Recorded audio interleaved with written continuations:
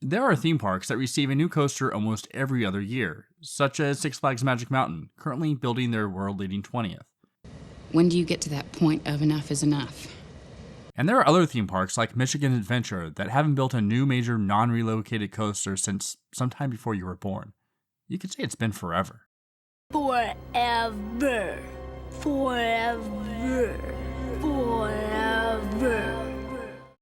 Regardless of where your home park lies on the spectrum of coaster additions, the questions on the minds of coaster enthusiasts is always, what's next? In this video, we have Georgia on our mind. Six Flags Over Georgia, that is.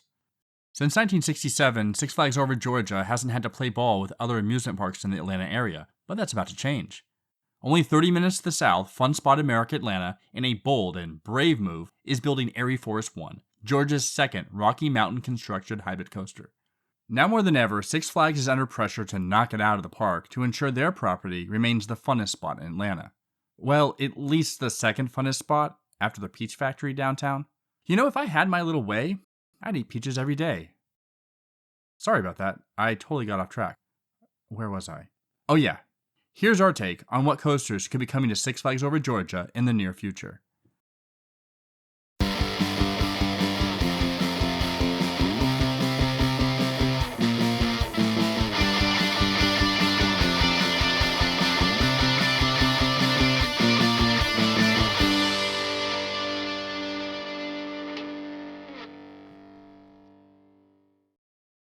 If you're a fan of this type of content, please give this video a like and consider subscribing to our channel. We'll have more videos just like it coming your way very soon.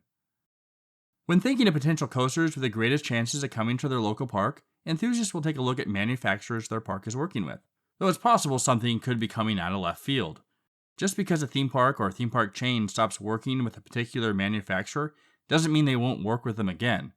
A good example of this is Intamin and Six Flags Magic Mountain after the issues with Superman The Escape. However, Intamin eventually did return there with Green Lantern First Flight. It turns out Magic Mountain had it right the first time. Life pro tip. Kids, don't go back to your exes.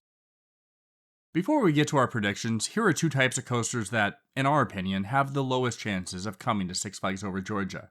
The obvious no here is a Giga coaster.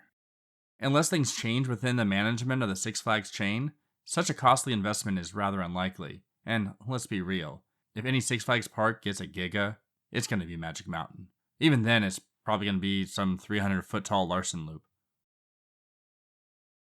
Fun.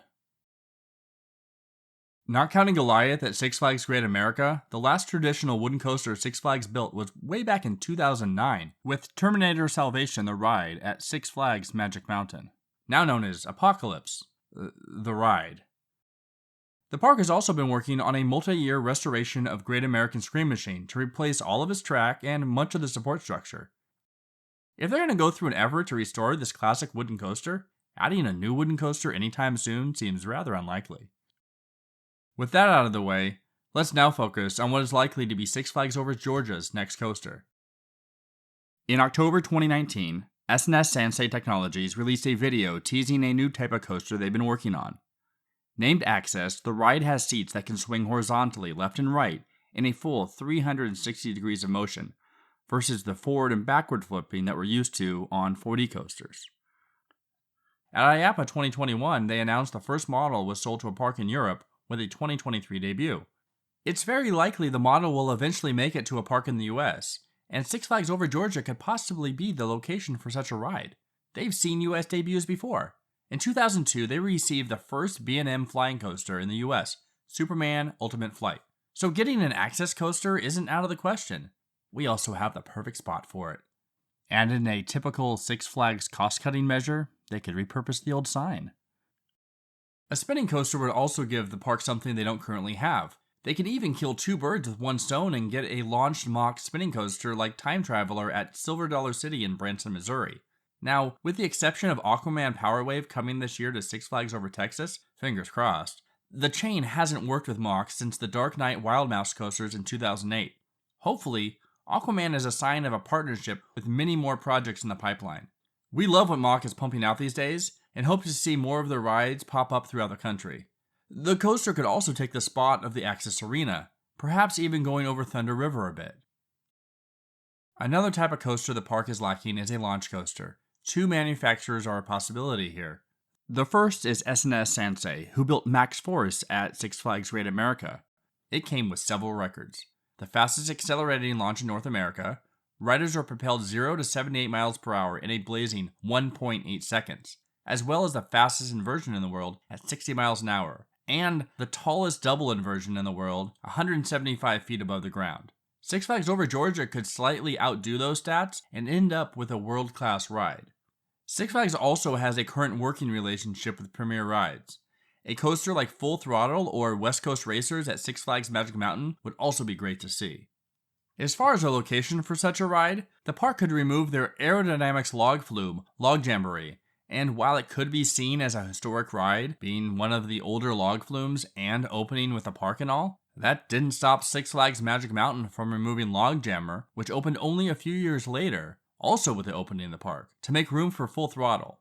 Log Jammer was also a far superior log flume than Log Jamboree. The area is tight, but parks always surprise us when it comes to cramming in a new coaster. Blackpool Pleasure Beach in England comes to mind. After a long drought, Six Flags is finally back working with B&M. This year, Six Flags Fiesta Texas is receiving a B&M dive coaster, Dr. Diabolical's Cliffhanger. It's the first new B&M coaster in a Six Flags park in a decade, not since X-Flight at Six Flags Great America opened in 2012. At Fiesta Texas, Dr. Diabolical's Cliffhanger is replacing the Sundance Theater, which makes us wonder if Six Flags Over Georgia could plop down a similar ride where the Axis Arena currently stands. Yeah, I know, we keep coming back to this location, but it's perfect.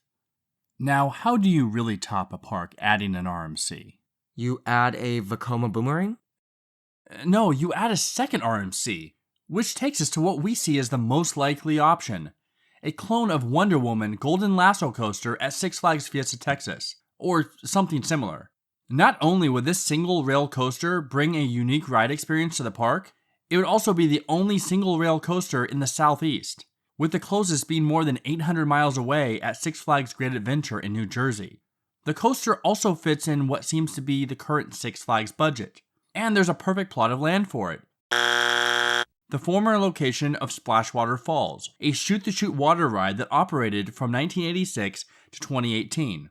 Last year, the ride was finally removed, which leads us to believe the park is finally getting ready to add something new to the spot. Interestingly enough, Six Flags Fiesta Texas removed their shoot-the-chutes water ride for Wonder Woman, and Magic Mountain removed their shoot-the-chutes for a Wonder Woman single rail as well. We're seeing a trend here.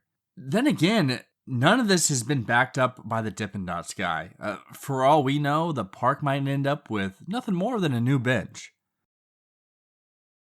Alright, this concludes our thoughts on the potential future addition to Six Flags Over Georgia.